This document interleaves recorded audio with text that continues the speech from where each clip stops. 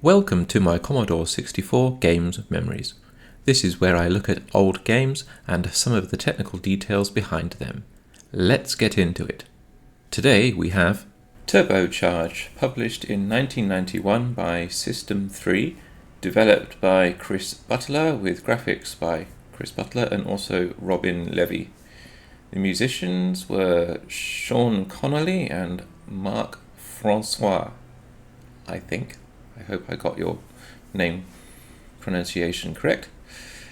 So this game it seems to use similar technology, but improved from Chris's previous game, Power Drift. And when I was doing the Power Drift technical deep dive, people were requesting that I compare Turbocharge with Power Drift. So that's why we're here today. Also, I loved this game. I was really enthusiastic about reading about this game in the magazines before it came out, and then eventually I purchased a copy. Technically, this game is, I think, excellent. The road routines and being able to use the multi-load actually makes the game obviously a lot better, because it can expand upon things that perhaps were a little bit sparse in the single load of Power Drift. Now, Power Drift, of course, being a single load, it's understandable that some things were a little bit sparse, like, for example, the very sparse title screen and the game over sequence and everything else like that. But with Turbocharge, actually, they are massively expanded, of course. So I'm just having a little look at how the disk was able to auto-run, and it seems that it's filling the stack at 100 in hex with the value 2. That means that when the load routine tries to return from its subroutine, instead of returning back to BASIC or wherever it was called from, it will return back to the code executing at 203, which is what we see. At 200 in hex, in the memory dump there, we can actually see the initials or letters MWS. I think we're going to find out that they turn out to be initials after a while.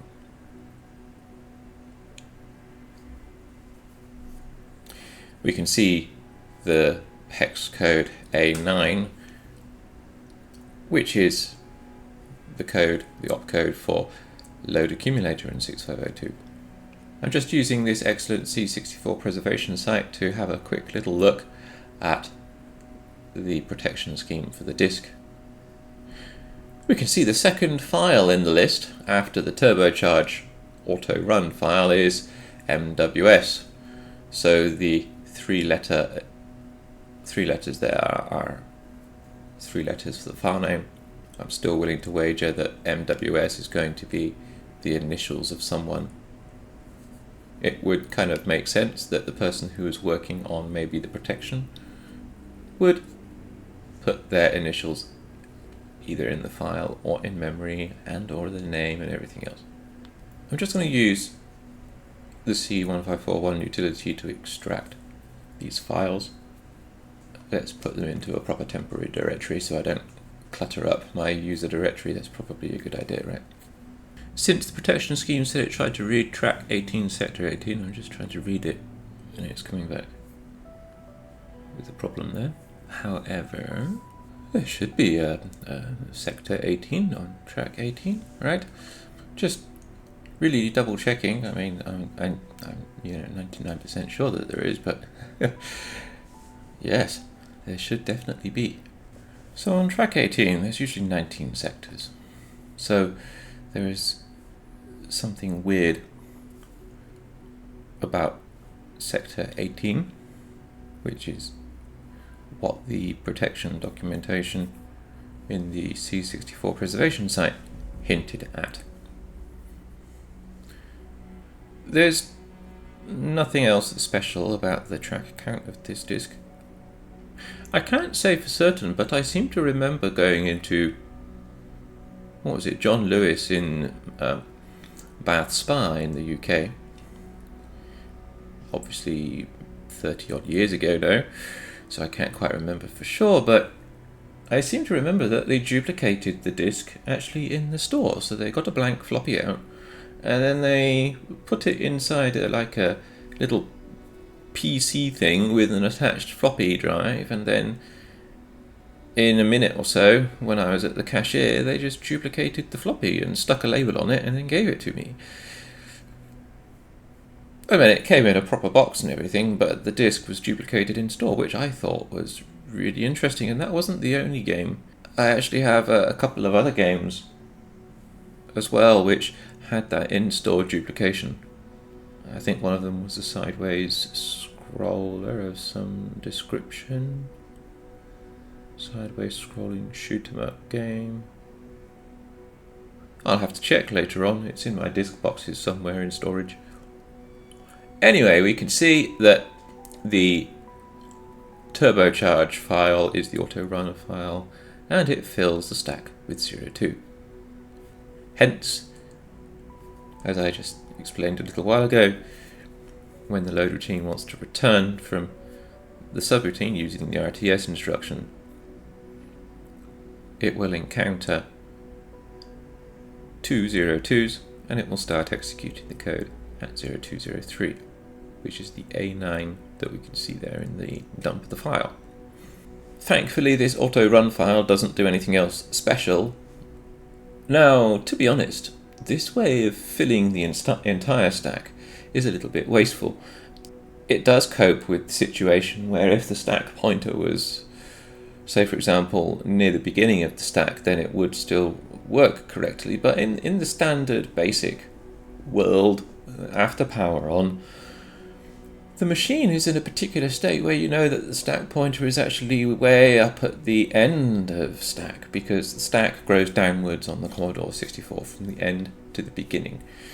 And so you could actually assume, if you wanted, that the stack was relatively high up at something like F8 or FB or something like that. And even during the load routine, you can assume that quite safely 99.9% of the time. And you could actually store some code at the beginning of the stack and then jump back to that if you wished. However, never mind, it only wastes a few bytes and it doesn't take that long to actually auto start. Although, to be honest, a stack slide is a little bit of a risky way of doing it. I would prefer to have an auto run using using one of the vectors and just overwriting one of the vectors and then overwriting some spare extended zero-page memory with some code which uses that claimed vector. Now, this is intriguing. The Preservation 64 site actually says that there's no protection for certain disks. Depends on, I guess, whether or not you class having a dodgy sector on track 18 as protection or not. So we can see from the hex dump of the MWS file that there was a bunch of packed code at the very beginning. So let's have a look at the code anyway from the auto run file. It doesn't really do that much. And since we're anticipating some kind of fast load, then I'm also enabling the drive code. Drive disassembly view. Let's restart that now with true drive emulation turned on. Always quite helpful. It's at times like these where I wish that these earlier versions of Vice would properly remember all of the window positions and window configurations, especially in the monitor view. Mind you, the more recent versions of Vice got rid of all of the window support for the monitor anyway, which was really silly. Actually, one of the things... Oh, look, we can see here that set name is using... That as a file name. Yeah, that's obvious. Okay. At 225 in hex, in the disassembly there, we can see JSR set name. The set name is using the XY registers as the low and high byte, and then the accumulator as the length. Anyway, as I was saying, the poor monitor window support in Vice is one of the reasons why I decided to write my own front end for the monitor TCP connection instead of the network connection, so I don't need to fight with all of these newer versions of Vice that have poor Windows support. I was then able to actually include everything else like source level debugging and stuff like that in my front end, which is a lot more comfortable to work with. Anyway, so here's the code, and we can see here it's doing some code relocation, and looks like it's doing, well, it's doing some code relocation first of all, and some descrambling. Look, EOR with 803 in hex, storing it into processor stack, doing more EORing but with a constant value of 7F. This is 835 in hex, we can see there, and then it's jumping to the processor stack eventually. So if we have the memory view open, we'll expect to see some level of copying. There we go. And then it's going to jump to the code of the processor stack. And then this looks like, doesn't it? It looks like it's doing a run length decode, or run length encoding compression. MDGP or MDG Packer. I wonder who wrote that. Anyway, we can see that in the hex dump in the windows to the left. But yeah, if I let that run, and then we'll put some breakpoints there, of course, to try and trap before it gets to the game.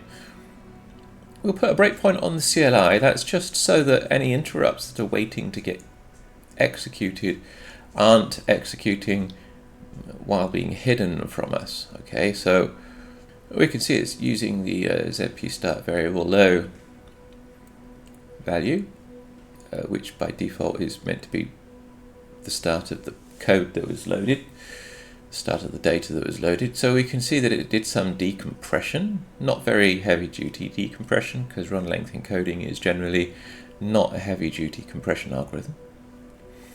We can see that there is an interrupt queued up, but the interrupt seems to be the standard one, and then it very quickly gets back to the code that it's intending to run. We can see that it was just running the standard kernel level interrupt handler here. It was doing the standard kernel routines. It wasn't doing anything else special by the looks of it. So there was a bit of stuff there, but not too much. Not, standard easily found code. Nothing too protected right now. We can see it's doing a bunch of relocation of data again. 1000 or being relocated to the screen memory at hex 2027. It's doing a JSI with 800, which, oh well, look, it's sending data deferred to the serial bus there in the disassembly at 814 on the left hand side, bottom left hand window, sending a bunch of code, 4D, 2D, TXA, and then sending whatever that is as well. This just looks like standard memory writes and then memory executes over to the disk. There we go, it was reading some data from memory there just then, that you could see in the memory view. There is a few green pixels being shown, and then there we go, the drive has started executing code at 480. This code, D042, if I remember rightly, that's something like block read. Maybe reading something in the RAM, but I have a feeling it's doing a block read with a specific address. Again, nothing too special. There's a little 1991.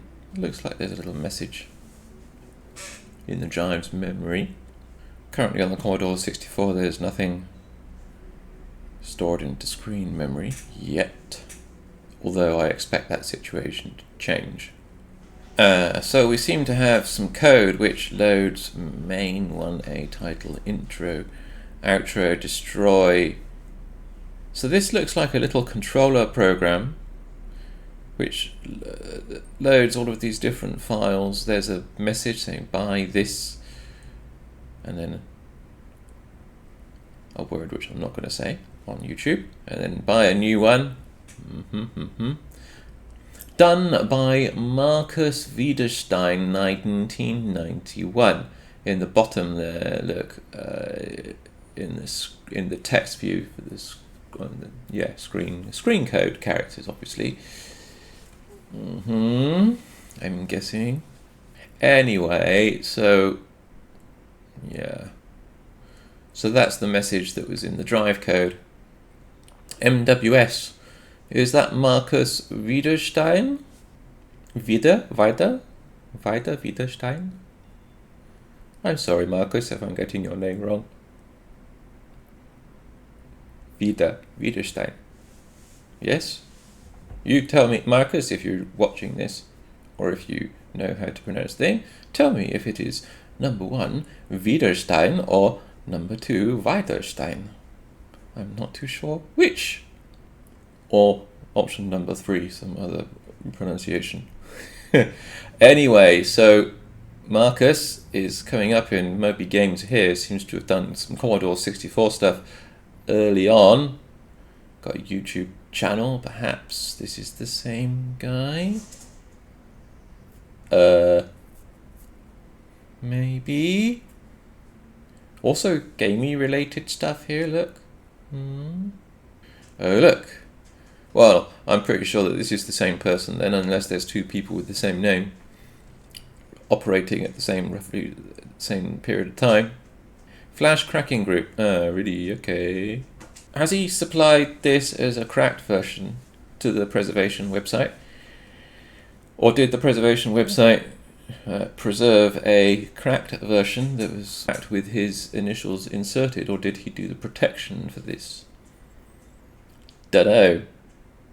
I can't say for sure which one it is. Anyway, there doesn't seem to be that much protection. Yeah, done in inverted commas.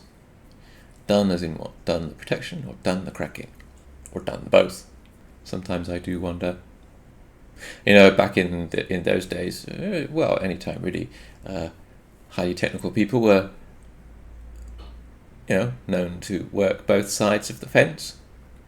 People who would write games and create tape loaders and disk loaders, for example, and protection schemes, would then also be creating hacking tools which would be able to back up, in inverted commas, games using cartridges and compression and all sorts of stuff like that. So yeah, not surprised really.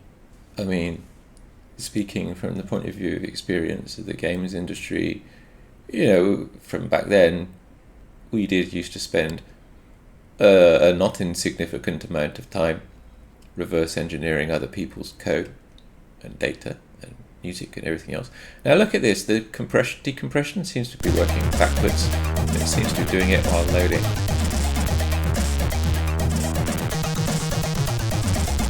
So this is kind of like the excellent intro that I saw on the disc version.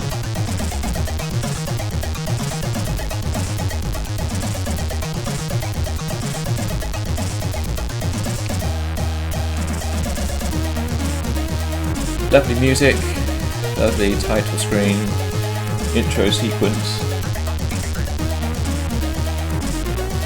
The only thing that I would say about this is that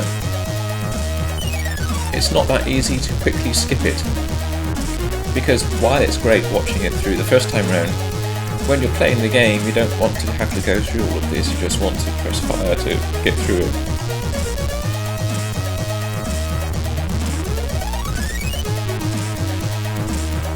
So that's interesting. The System 3's title screen seems to be a bitmap image, but the car here seems to be a character screen, because there's a character set there. That's interesting. Really? Is it really a character set? Yes, I suppose it is. Screen. Where are you, screens? There's what looks like the screen. Where's the character set? of course the character set's there. There we go. So screen and CC00, I'm guessing because that's the fourth screen in this bank, and the character set is at D000. Character set at D000, which is underneath the IO space, the VIC SID, is actually an interesting place to put it. You can put it there once and then not have to update it ever again, which is fine, without, switching out into the RAM space underneath the IO. We've got a whole bunch of sprites here. Those sprites are nice. It's got a full character set, look. Of course, because it's for the high score table. Oh, and then it's going back to this control program. So the screen that's being displayed, of course, is the screen being used for the car. So that was the first intro, and then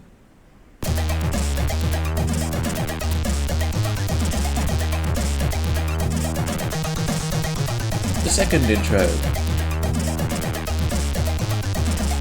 which again, while being lovely, it would be nice to be able to quickly skip past this.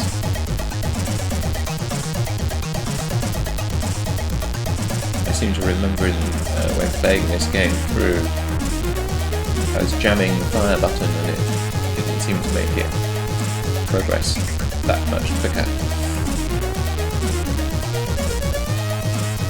So we can see here that we've got a nice mix of bitmap graphics and sprites doing the animations. There we are, there's the other screen. All bitmap screens there. Got some sprite explosion effects. There we have another screen. Intro 3.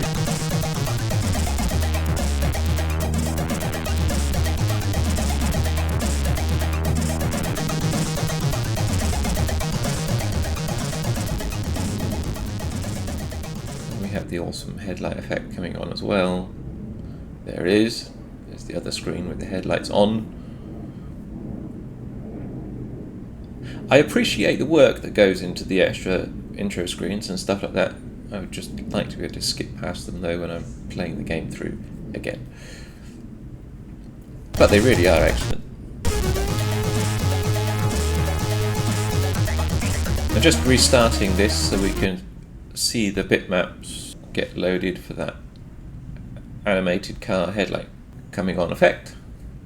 So we'll look at both bitmaps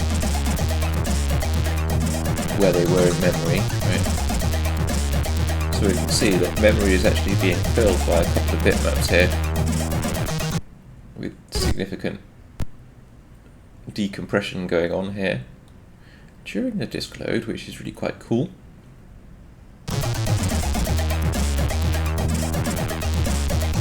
There we go, it's decompressing the other screen and it flips to it.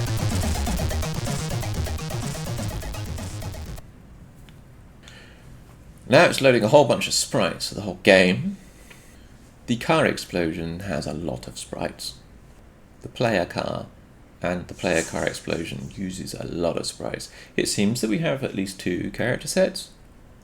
Well, 2 character sets, not at least, we have 2. Right at the end of the last VIC bank in memory, we have, oh look, there's a whole bunch of empty memory here in the first VIC bank, and there too we have, well, probably due to the multi-load, the game didn't need to fill every single corner of memory, which is cool. So maybe the limiting factor here is, I'm guessing that this data is used for the roadside objects, and I'm guessing that the character set is full, so there wasn't any space for extra roadside objects because the character set was full. And I'm expecting the character set to be copied into, or the game to copy into the character set that's being used during the game, because there is quite a lot of variation in terms of the roadside objects, so I'm expecting that effect to be used again. We can see here where the screens are for the game. We can see that the 2 character sets, hopefully, where is the other character set? There's the other character set, E800, that updates the score panel for the first screen. The score panel isn't needed for the second screen, so I'm guessing that there's a raster split there. to display the score panel from the first screen as it is displaying the second screen. That's perfectly fine, perfectly expected behavior, nothing surprising there whatsoever. We can see that the left-hand screen is drawing. We can see that it's drawn the road, but it hasn't drawn the roadside objects yet. The right screen is the one being rendered. We can see how the roadside objects with those two double buffered screens take some time to render. In the memory view, I noticed that even though we're drawing quite a lot of roadside objects, we're not getting those rectangular green copies that we saw in Power Drift. So I'm guessing now that the roadside objects are not copying from a large virtual 256 wide pixel or character screen that would be visible as pixels in the memory view. I'm guessing that the roadside objects are using a more packed arrangement of data this time round, which, if you recall from the Power Drift video, I do mention that it's one of the efficiency or potential efficiency gains that could be used is to read from packed data while drawing the roadside objects. There was quite a big copy going on there during the tunnel section. I don't know if you noticed, there was a yellow bar in that area of the memory there, and it was doing a copy. Oops, did I go the wrong way? I think I probably did. Not too sure. Anyway. Oh, you have to go through the border, don't you, or something like that? Oops. There are mines ahead as well, yes. And I missed the fuel. There we go, so I think I went through the border fence, right? I think that's what you're meant to do in this game. In the first level, anyway. So we can see again that the decompression while loading does all of this copying backs and forwards. I'm working on a similar loader actually for disk, just because I'm crazy. A streaming decompress while loading loader, I think it's more efficient to do it like that. So we can see again different roadside objects, a whole bunch of different data has been loaded for the character set.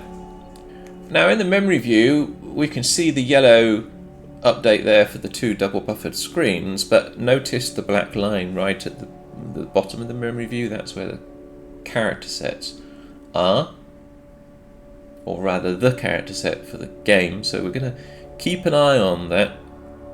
So this is I just did a breakpoint for that area in memory for the first screen, and I can see here that it's doing a clear from what looks like right to left, using the y-index value to clear the vertical character strips of the game display screen. Is it? Yeah, it is. It's doing each character row, and then it goes from y equals 27 in hex all the way down to 0 inclusive. So that's doing character position 39 to character position 0 for all of those character rows for the game screen. This looks like, what is that doing? Okay, that's storing something into the screen. It's storing character 1. Character 1, if we have a look at the character set, character 1 would be F80. That's the 0 character. And then character 1, which is the one after it, F808, is it's a multicolored character. I mean, it's displaying it in high res mode with the MC command, but it looks like it's using one of the multicolor character colors, of course, as you would normally kind of expect. So it looks like it's filling it with a solid block of color. Yep. So that's probably, I don't know, it could be drawing the road, it could be drawing the ground behind the road. I'm not entirely sure which way round it is when it's drawing the road. But yeah, we've got road edges, or road edge characters there. An interesting thing about this game is that the number of characters used for the road edge seems to be quite low. I remember when I was doing my own kind of like road routine, which looked a lot like this, I was using more characters to give me smoother gradients, but this one doesn't seem to be using as many characters, which is interesting because it looks nice anyway. So we've got a whole bunch of subroutines here. I'm willing to bet at this point, looking at this, part of being able to understand or reverse engineer games or code in general is being able to look at something and kind of intuit about what it's doing. Just, it's a gut feeling, but it's gut feeling based on experience. So I have a feeling that these different subroutines draw different parts of the game queue, because that's how I would structure the code. So we're going to start removing some of these JSRs like 2C. I'm going to change it to a bit absolute instruction. So we're going to remove that one at 8AE, and then we're going to see what we get in the game. Oh look, it's well, we could see that the road hasn't rendered, so we can guess that the code or the JSR that's being done at 8AE draws the road. There we go. So 8864 draw road. Looks like from the debug screen view that the brown for the brown color behind the road, in this case, is a blank character, so that's probably the screen background color, maybe. Looks like there's a color change, raster split going on there. Again, not unexpected. We can see that the black color for the chevron, oh look, and then there we go, it's drawing the road, but not the roadside objects now. So we can quickly assume that the routine at 8E4C now is the one which draws the roadside objects.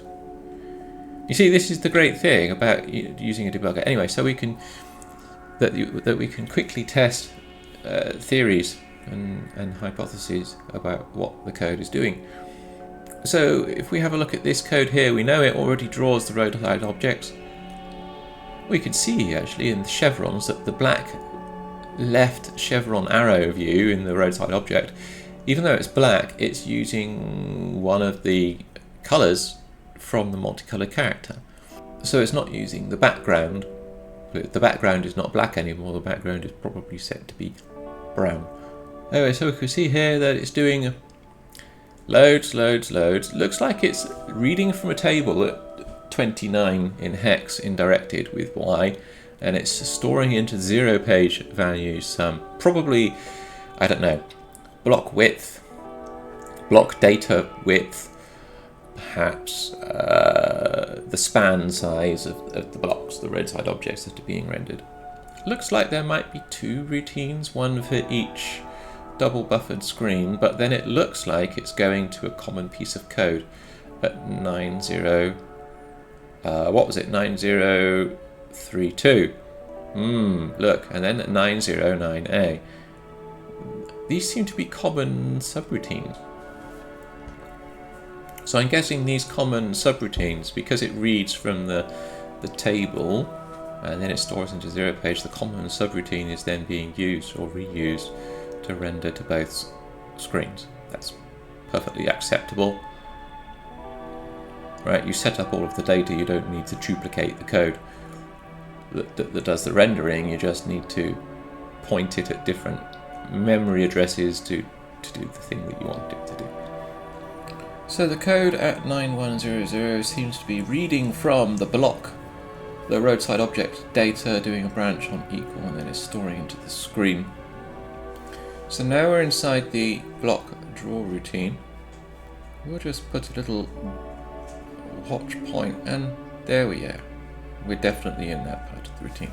It seems that it's doing a double update, so it's storing into the screen for the character screen, and then it's doing a character, probably a character color update, and storing it into the screen, the virtual character color screen at AC00. So if we quickly bring up the text screens and we have a look at AC, yeah, this definitely looks like an screen, color screen. Not a surprise. So the last color RAM update. So the color RAM on a Commodore 64 for character mode anyway cannot be updated. Its position is always at D800. So when you want to have a nice fast color RAM update from a screen draw, which can take more than a frame, you generally need to have an off-screen color RAM screen, and then you need to as fast as possible copy from that off-screen buffer to the on-screen character RAM screen at D800 in hex. Now, because this roadside draw takes more than a frame, if you were to render to the character screen straight away or while you're drawing, you would get visible flickers because the character color screen would be visible as it's rendering, because it's doing the rendering of the draw routine, which takes more than one frame. So to avoid those flickers, you have an off-screen buffer for the character RAM, color RAM, and also of course the character data. But the character data itself is in the second screen, is in the off-screen of the VIC display, because the VIC can be told to display characters from one screen or the other. We can see that it's doing a copy from this memory, which looks like packed definitions for what looks like the chevron object at this particular point in time. So it looks like the objects are using a more efficient packed representation, which is good to see.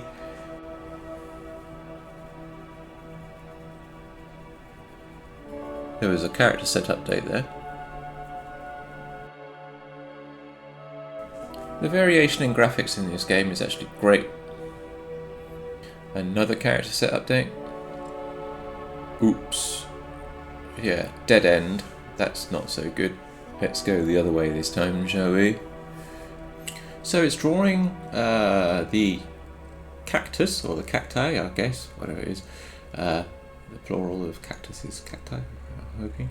Anyway, so yes, it's drawing those objects, and we can see that it is reading the object definitions, obviously, from the indirected 0607 low and high address.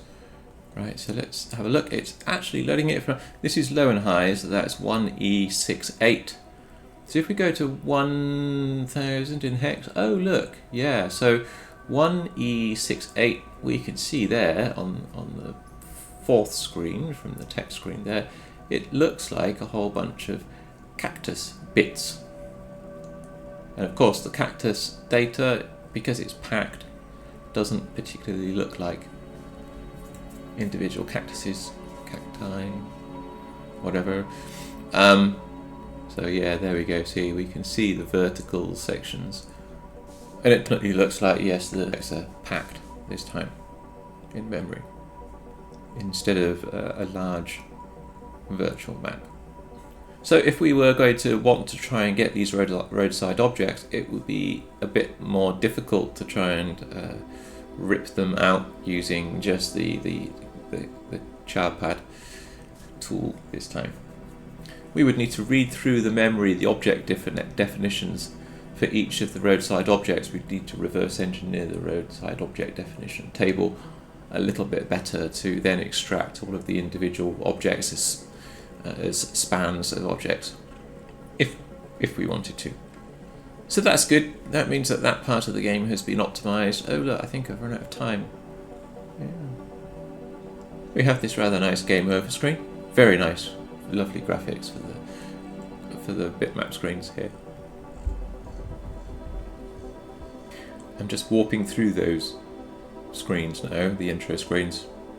Sorry, but I want to get back to the game.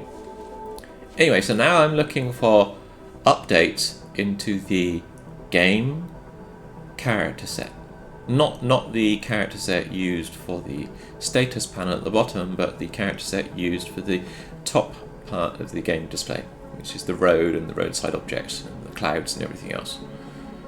So let's have a look for stores into that area and then play through the level until we get to the update. And inside the tunnel, lo and behold, well, it's not just doing a straight copy, it's doing a swap. Look, it's loading from 04 indirected, transferring that temporarily to X, then doing a load from 02 indirected, and storing it at 04 indirected, and then restoring the accumulator from X, and then storing that back into 02. So it's doing a copy, or a swap, sorry. A swap between 02 and 04 indirected memory addresses. So I'm guessing that this is so that the level can swap backwards and forwards between character data for different sets of roadside objects. So yeah, that's cool. So there we go, there's the source address 1A 9F to F9C8. So yeah, we can see what looks like character set data over there in that part of memory. So if I put this character set here and then that character set there, watch the character set area as I then play through the game. Watch those areas in memory, and then it will update the graphics. There we go. I picked the wrong way again, didn't I? I tend to do that quite often when playing this game. I pick the wrong way to go, and then I run out of fuel. We got to the new level and then instantly recognised that I ran out of fuel, and then it's game over. That's quite funny, isn't it? Does all of that level loading just to render the screen once or twice and then finishes. There we go, back again. So one of the I think it was a comment on Twitter, or maybe it was YouTube, was asking me also if I could compare the multiplexor. So I'm looking for stores now into the sprite registers in the VIC chip, and one of the sprite registers is sprite 0x, which is at D000 in hex, when the I/O space is turned on and it's not RAM. So I'm looking at this and I can see straight away that it's doing an immediate store into sprite 0x register and sprite 0y register. I can see here actually that it seems to be doing an indirected load in 0 page, X, and then storing in the sprite definition pointers for both screens at the same time, which is intriguing. I wonder why it's storing into the sprite definition pointers for both screens at the same time. I suppose it's so that it doesn't need to worry about which screen it is actually rendering, because it knows that it can update the sprite definitions last minute just as it's updating the color RAM copy as well. So I'm guessing that's why the off-screen sprite positions are obviously being calculated somewhere else. I'm guessing at this point, but that's probably the case.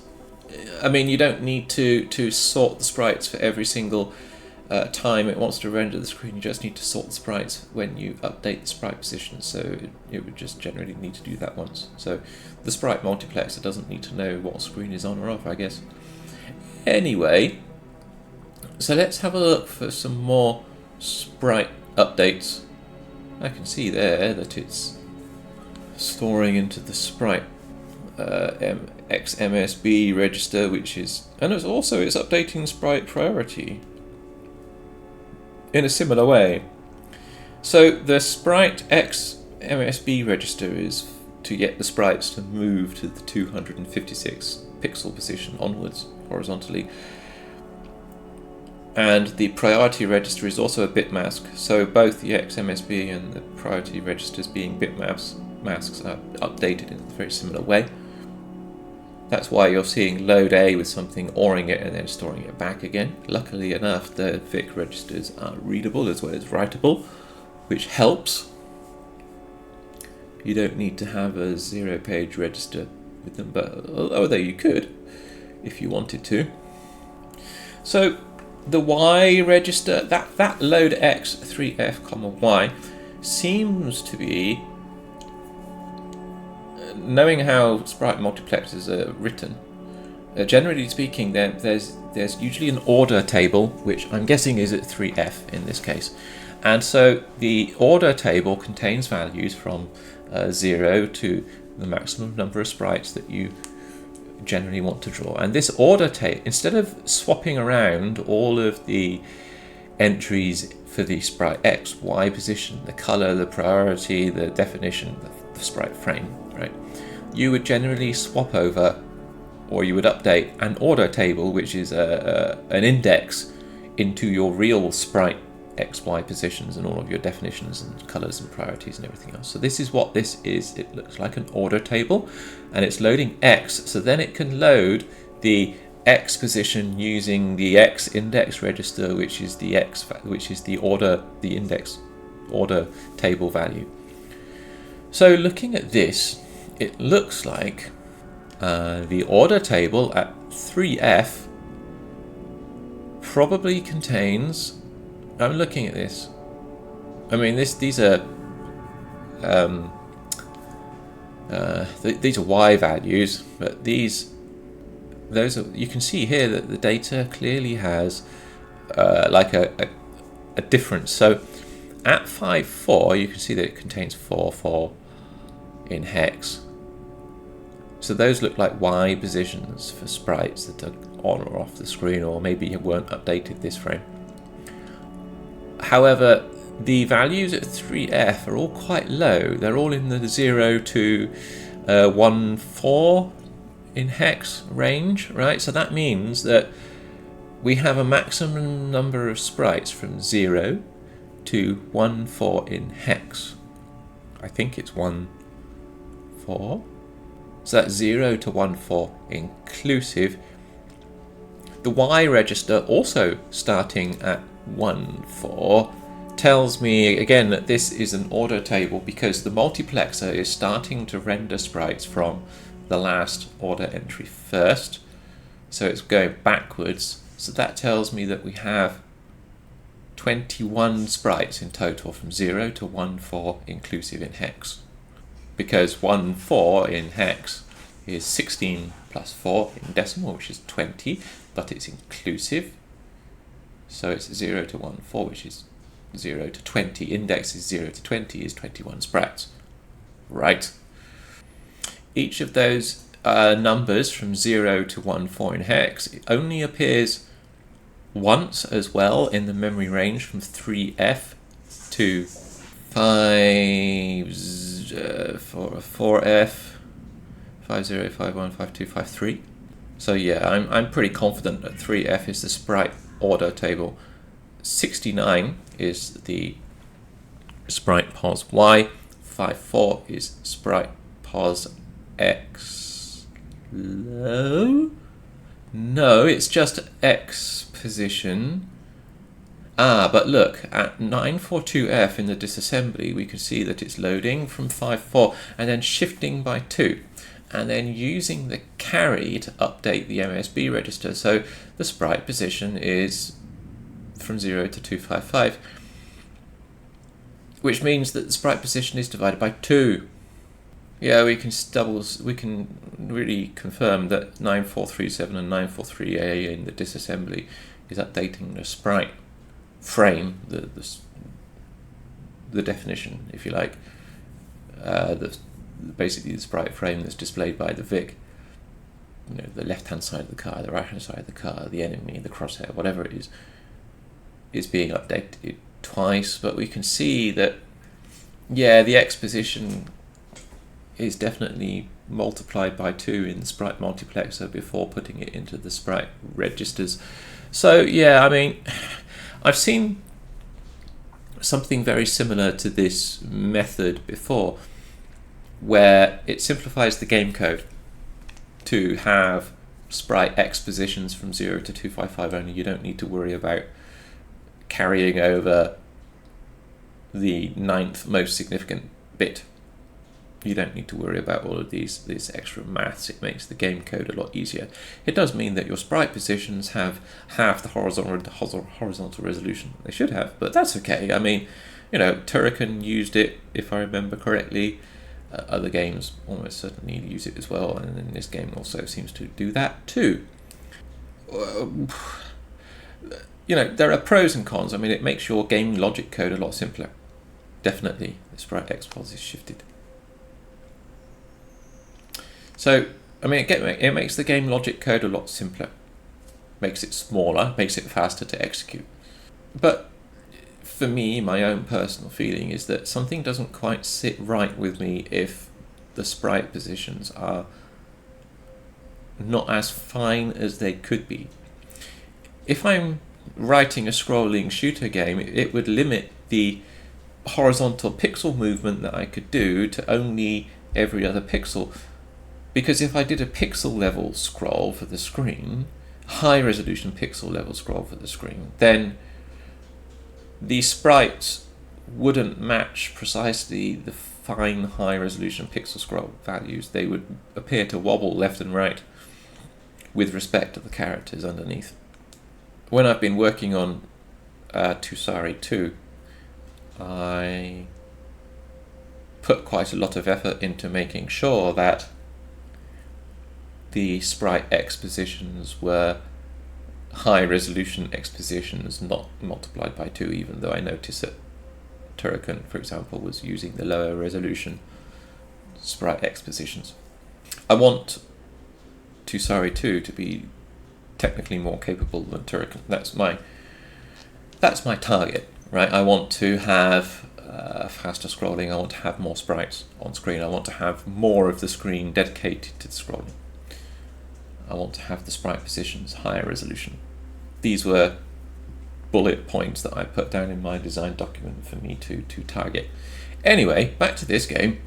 I'm actually now thinking about the underlying sorting method for this multiplexor. Let's see if we can find that, right? Because we know now that it seems to be using an index table. I like that this multiplexor is actually updating the priority. I'm guessing the priority is important if the sprites need to appear behind the road, for example, or behind the roadside objects. The thing is that the Vic, even if you put sprites behind multicolored characters, the Vic will only display some pixels of the sprite behind. Well, it will only display some pixels of the sprite behind some pixels of the multicolored character. So let's have a look for updates into the sprite order table. And yeah, we can see here that the next raster position is the next sprite to update. So because sprite 7 was going to be the highest up the screen, sprite 7 was starting to be drawn to first, and then the next sprite that will be available after updating all of the sprites is sprite 7. It basically does it in order. So it uses the sprite 7 position plus 21 in decimal, which is 15 in hex, right? Yes, and it adds that together and then stores that in the raster position for the next interrupt to come along. So yeah, of course, this version of Vice doesn't seem to work very well with breakpoints in zero page. Okay, so let's try and look for code which is updating something in the memory range of 3F2, whatever it was, 4.3 or 4.4. Sorry, 3F to 5.3. Brain not working. Yes, brain needs more coffee. So we'll hunt for 8.5. Let's look for, I'm guessing 3F. We'll just look for the, oh, there we go, 9A36. Yeah, 9A36. So we will put a breakpoint at, look. Well, there's an update to 3F, but it's coming after updates to 4.0. This is intriguing. It seems to be using the stack. And it seems to be storing negative values in the stack. load A with 80, PHA, PLA, PLA, branch on minus, stop. Right. So it's storing a value on the stack, pulling, and then storing that into the index table. Huh, okay. Really? Wow. Using the stack as like a fast memory register store, which is what the stack is meant to do, but it's really intriguing that it's doing that during the game loop. Okay.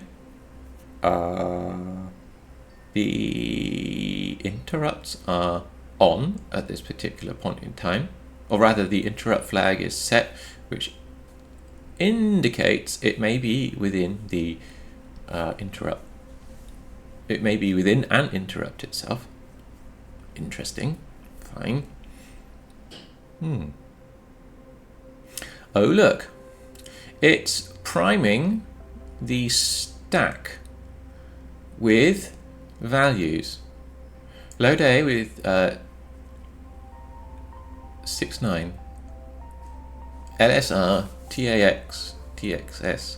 Oh, so 69 and 6A, 6B, 6C are all sprite Y values, sprite Y coordinates, and it seems to be dividing them by 2.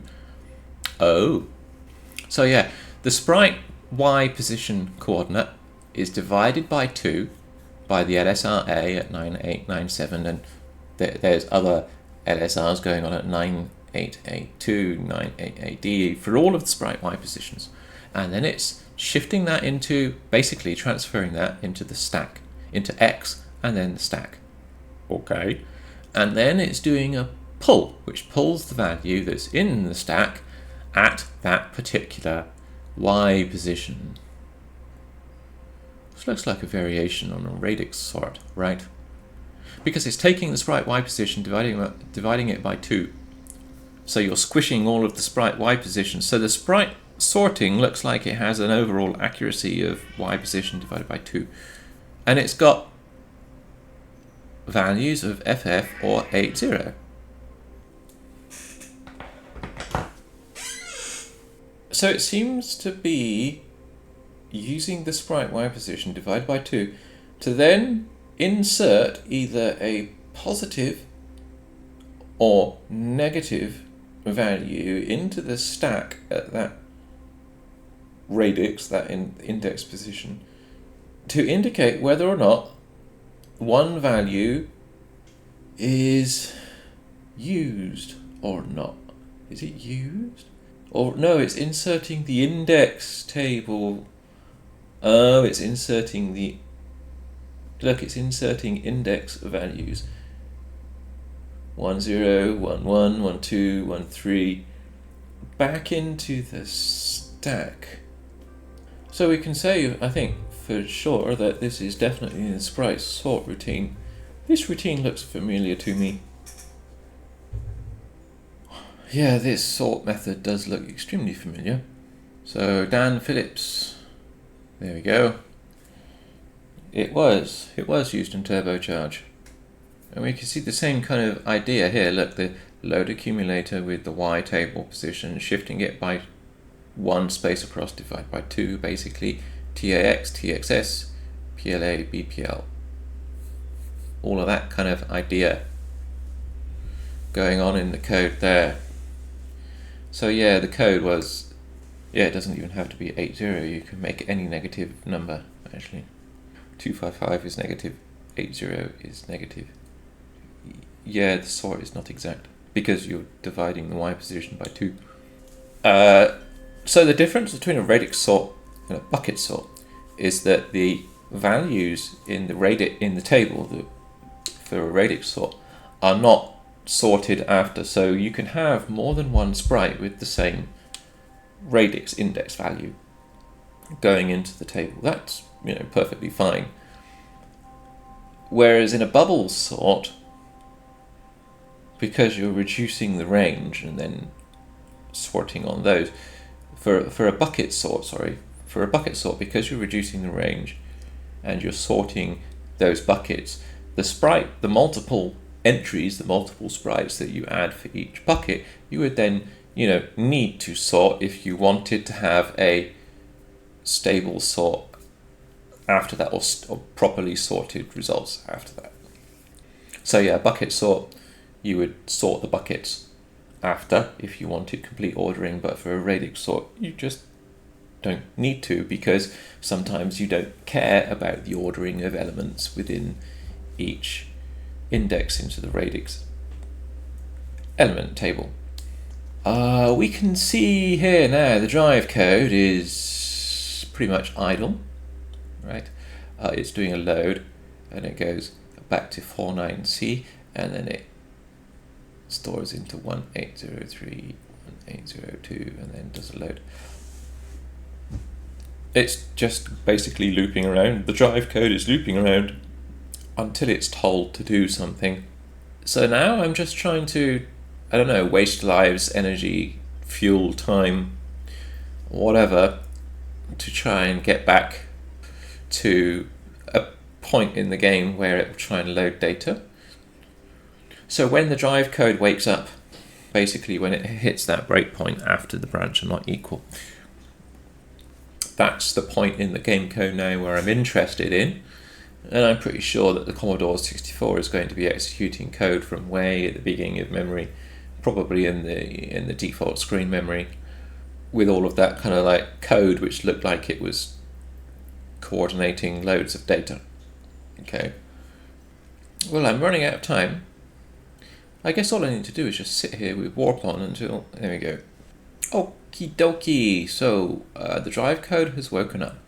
The Commodore 64 has done what? Okay, well, the drive code's woken up, but that's intriguing. Look, it's doing a loop with 4 times, but it's doing 2 shifts while reading bits with what looks like a handshake from the serial register. So it's doing 1 bit at a time, 2 bits in a row for 4 times. Okay. So it looks like here it's doing a load. So it's receiving a byte of data from the Commodore 64. And the Commodore 64, what's the Commodore 64 been doing? It's been doing this code. That's unusual. So the Commodore 64 has been executing this code with interrupts, with the interrupt flag set. So either inside an interrupt or with interrupts disabled. I'm just going to put a breakpoint there, actually, in the Commodore 64 side. I have a feeling that the disassembly window has been going a little bit crazy. It might have been getting confused with having a breakpoint in the drive when the Commodore 64 was executing code. Who knows? Anyway, now we can see that the breakpoint for the computer is at 73E. Just as it's acknowledging or reading bits from the drive. This doesn't look like an optimized 2-bit ATM-based protocol.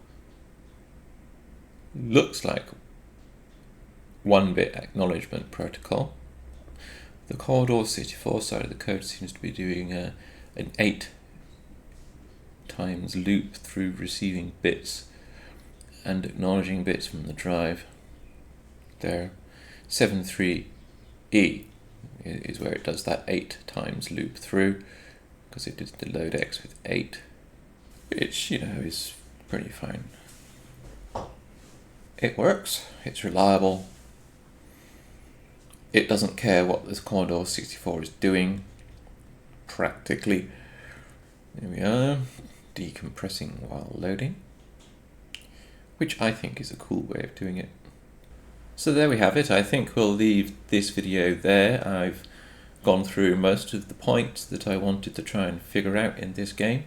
So thank you very much for watching these technical deep dive videos into Commodore 64 retro games. If you like this kind of stuff, then please do consider liking or subscribing to this channel, or leave a comment in the comment section below. I really do like hearing from people and hearing about their perspectives or their experiences when they were working on these games. Thank you very much for watching. Take care, have a great day, wherever you are.